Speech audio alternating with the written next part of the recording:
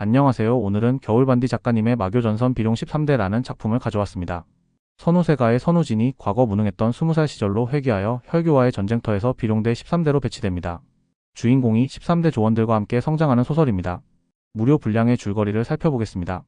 선우세가의 마지막 가주인 선우진은 혈마교의 흑혈안마 두 당에게 기이한 사술로 자신의 가족과 식솔들이 꼭두각시로 조종당하며 공격당하는 비극을 겪습니다. 그들 모두는 선우진의 가족과 친구, 부하들이었기에 그는 비통한 마음으로 싸울 수밖에 없는 상황에 처합니다. 흑혈안마 두 당은 선우진을 조롱하며 그의 동생 연하를 이용해 심리적 압박을 가합니다.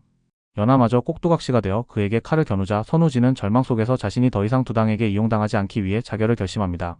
그는 선우세가의 상징인 홍영검으로 자신의 심장을 꿰뚫으며 두 당에게 귀신이 되어 너를 죽이겠다는 맹세를 남깁니다. 하지만 죽음을 맞이한 줄 알았던 그는 눈을 떠 과거로 돌아가 있음을 깨닫습니다.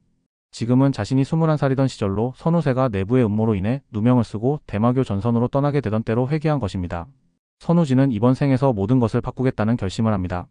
그는 과거의 잘못을 바로잡고 누명을 벗으며 운명을 바꾸기 위한 그의 여정이 이제 다시 시작됩니다. 선우진은 대마교 전선으로 향하기 위해 세가를 떠납니다. 과거 가족들에게 무능함으로 짐처럼 여겨졌던 그의 출발을 배웅한 사람은 아버지와 여동생 연하뿐이었으며 연하는 주먹밥까지 준비해줍니다.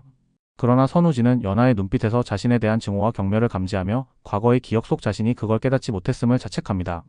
여정을 시작한 선우진은 살을 빼고 체력을 단련하기 위해 말을 버리고 뛰기로 결심합니다. 낭인들은 처음엔 황당해하지만 선우진이 끈질기게 수련에 매진하는 모습을 보며 점차 그의 끈기에 감명을 받습니다. 이 과정에서 선우진은 자신의 몸을 무인으로 재단하기 위한 필사적인 노력을 이어갑니다.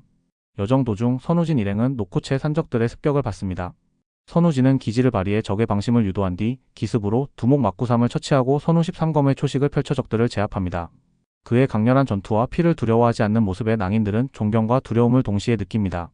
이 전투로 인해 선우진은 일행의 신뢰를 얻고 자신의 무공 실력에 확신을 가지기 시작합니다.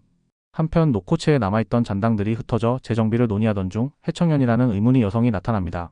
그녀는 선우진의 행방을 묻고 산적들이 방심한 사이 단숨에 검기를 방출해 그들을 모두 격살합니다.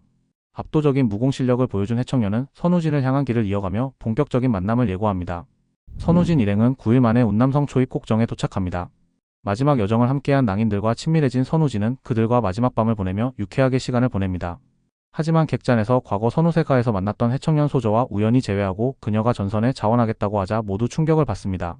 그날 밤 객잔 근처에서 들려온 비명소리에 해청년은 마인을 목격하고 싸움을 벌입니다. 괴물은 혈교에서 만든 마인 효기로 검이 통하지 않고 소리로 사람을 추적하는 특성을 가지고 있었습니다.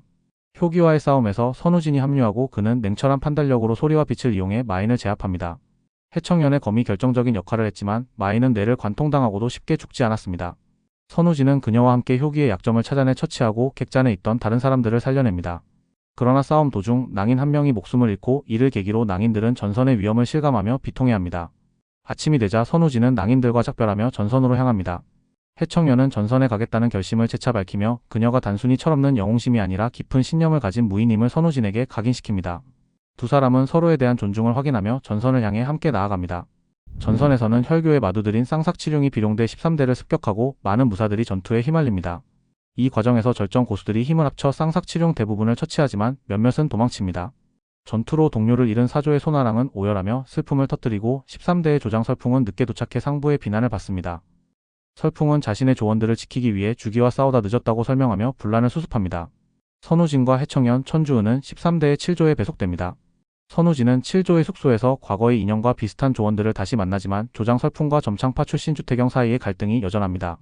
선우진은 주태경에게 일부러 도발하며 3개월 후 대결을 약속하고 이를 계기로 설풍 조장의 가르침을 받으며 무공을 단련하기로 마음먹습니다. 그는 조원들과 함께 수련하며 과거의 실수를 되풀이하지 않겠다는 결의를 다지고 강해져서 혈교와의 싸움에서 중요한 역할을 할 것을 다짐합니다.